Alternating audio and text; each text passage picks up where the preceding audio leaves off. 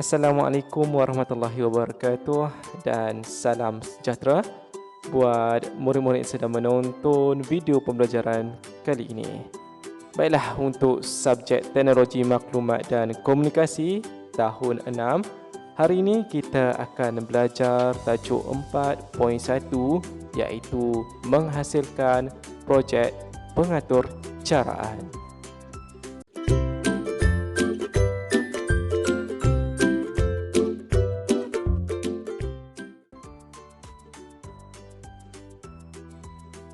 Baik, murid-murid, untuk pengetahuan murid-murid, tajuk ini berada di unit 4 iaitu projek pengatur caraan.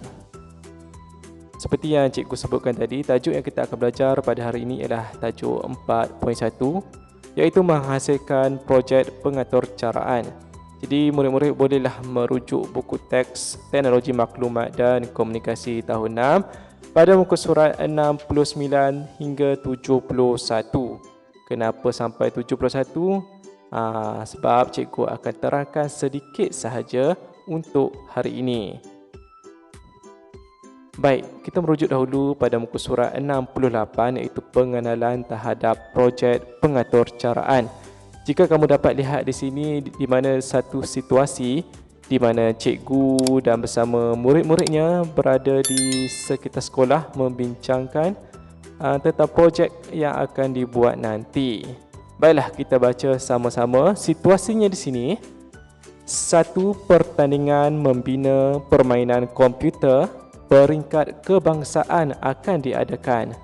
Nadia, Najmi, Naresh dan Nicole telah dipilih untuk membentuk satu pasukan sebagai wakil negeri bagi pertandingan tersebut. Baik, di sini ada dialog antara cikgu iaitu Cikgu Nathan bersama dengan muridnya iaitu siapa ni?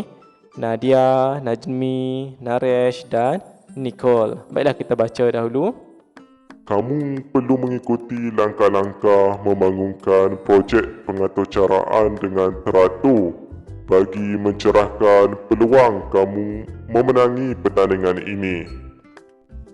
Baik, cikgu. Baik, itu adalah dialog antara Cikgu Nathan yang menyatakan kepada muridnya supaya membangunkan projek pengatur caraan untuk menyertai satu pertandingan, iaitu pertandingan ini peringkat kebangsaan. Baik, kita seterusnya merujuk pada muka surat 69 iaitu tajuk 4.1 ni yang kita akan bincangkan. Baiklah, Nadia, Najmi, Naresh dan Nicole berbincang tentang langkah-langkah untuk membangunkan projek pengatur caraan bersama-sama Cikgu Nathan dan Cikgu Nora. Yang pakai baju merah jambu ni Cikgu Nathan dan yang pakai baju kurung yang berwarna kuning ini adalah Cikgu Nora. Baiklah, situasinya di sini. Kita baca dahulu dialog ni. Agak-agak siapa ya budak perempuan ni? Mestilah siapa? Nadia. Ya, Nadia bertanya kepada cikgunya. Cikgu, apakah langkah pertama yang perlu kita lakukan untuk membangunkan projek pengatur caraan? Cikgu Nathan menjawab kepada pertanyaan Nadia tadi. Kamu perlu memilih dan memahami situasi. Pembangunan projek pengatur caraan komputer melibatkan beberapa langkah iaitu memahami situasi, mereka bentuk atur cara, mengikut atur cara, menguji atur cara dan mendokumentasi. Baiklah, kita tengok sini langkah-langkah untuk membangunkan projek pengatur caraan. Jadi sebelum kita membina projek pengatur caraan ini, kita mestilah merujuk dan mengikuti langkah-langkah ini supaya projek yang kita buat lagi teratur dan kemas. Baik, kita rujuk kepada carta alik ini iaitu yang pertama, memahami situasi. Yang kedua, mereka bentuk atur cara. Seterusnya, mengikut atur cara. Seterusnya, menguji atur cara. Dan yang terakhir, mendokumentasi. Baiklah, untuk mendokumentasi ni, ia dijalankan sepanjang proses penghasilan pengaturcaraan ini. Ini bermaksud yang pertama ni, memahami situasi ni, kamu ambil lah 2-3 keping gambar perbincangan antara kumpulan bagi dokumentasi perkara tersebut apabila sudah tamat projek kamu. Baiklah, apa yang cikgu akan terangkan pada hari ini ialah pada langkah yang pertama, iaitu memahami situasi. Bagi langkah-langkah yang lain, cikgu akan terangkan pada sesi PDPR akan datang. Baiklah murid-murid, kita tengok langkah yang pertama, iaitu memahami situasi. Murid-murid boleh merujuk pada buku teks kamu, muka surat 70. Memahami situasi. Cikgu baca dahulu. Nadia, Najmi, Naresh dan Nicole memulakan projek pengaturcaraan dengan memahami situasi bagi mengenal pasti masalah yang perlu diselesaikan. Mereka berbincang dengan Cikgu Nadan dan Cikgu Nora tentang situasi yang dipilih untuk projek pengaturcaraan mereka. Cikgu Nora, permainan apakah yang hendak kamu bina? Nadia, Saya cadangkan permainan menyelamatkan rama-rama, cikgu. Nicole, Berapakah objek yang kita perlukan dalam permainan ini? Naresh, saya cadangkan 2 objek, iaitu kucing dan rama-rama. Najmi, Kalau kita tambah 1 objek lagi, tentu lebih menarik. Saya cadangkan objek burung. Cikgu Nadan berkata, kamu perlu mengenal pasti beberapa aspek penting dalam memahami situasi. Aspek-aspek tersebut adalah berkenaan pertanyaan. Jadi soalan-soalan penting dalam memahami situasi ini, murid-murid boleh merujuk pada carta ini. Ada 4 pertanyaan, iaitu apakah situasi utama yang hendak ditunjukkan. Yang kedua, apakah maklumat tambahan yang diperlukan untuk situasi tersebut.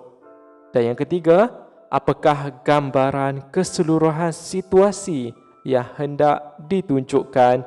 Dan yang terakhir, apakah maklumat yang sedia tentang situasi tersebut. Jadi pertanyaan atas soalan-soalan ini adalah penting untuk kita memahami situasi. Baik, kita faham dahulu situasi yang diberikan. Ini adalah situasinya. Murid-murid boleh merujuk pada buku teks kamu, muka surat 71. Ni cikgu taip semula ya. Jadi di sini situasinya adalah seekor rama-rama terbang di bahagian atas dari kiri ke kanan. Seekor burung terbang mengejar rama-rama tersebut dari belakang. Seekor kucing berusaha untuk menangkap rama-rama bagi menyelamatkan daripada burung tersebut. Jika kucing tersebut dapat menangkap rama-rama, rama-rama akan dibawa turun dan dilepaskan oleh kucing. Rama-rama akan mengucapkan terima kasih setelah dilepaskan. Jika kucing tersentuh burung ketika melompat untuk menangkap rama-rama, bunyi akan dikeluarkan. Baik, kita faham dahulu situasi yang diberikan. Jadi, soalan-soalan tentang permainan ini, iaitu permainan menyelamatkan rama-rama ini, murid-murid boleh merujuk pada graf ini.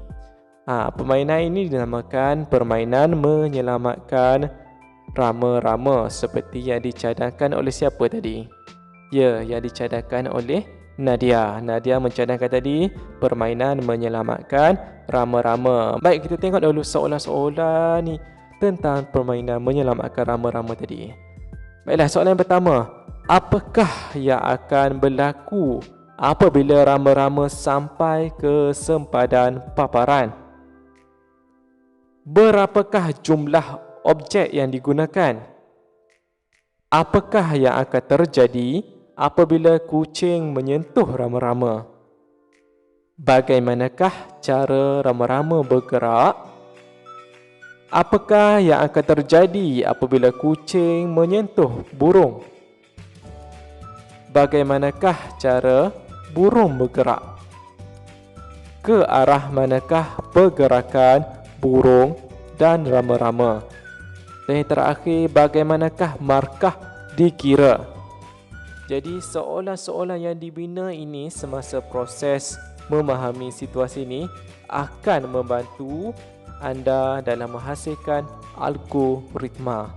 Ya, algoritma yang telah kita belajar sebelum ini. Baiklah murid-murid, setakat itu sahaja PDPR kita pada hari ini, iaitu memahami situasi. Kita akan menyambung proses seterusnya pada video akan datang. Cikgu harap murid-murid faham apa yang cikgu sampaikan pada hari ini. Jika tidak faham, bolehlah bertanya kepada cikgu atau murid-murid boleh merujuk semula buku teks teknologi maklumat dan komunikasi yang ada pada kamu. Jadi sekian sahaja PDPR kita hari ini. Jumpa lagi untuk sesi PDPR akan datang. Baik, dah habis tonton video ni, sebelum tutup video ni, kamu like dahulu. Dan yang mana belum subscribe, subscribe channel cikgu. Jadi sebelum kamu tinggalkan video ini, boleh tak kamu komen dahulu nama kamu pada ruangan komen sebagai tanda kamu hadir PDPR hari ini. Baiklah, jumpa lagi nanti. Assalamualaikum warahmatullahi wabarakatuh. Dan jangan lupa untuk sentiasa jaga kesihatan, jaga SOP. InsyaAllah Allah jaga kita. Bye-bye.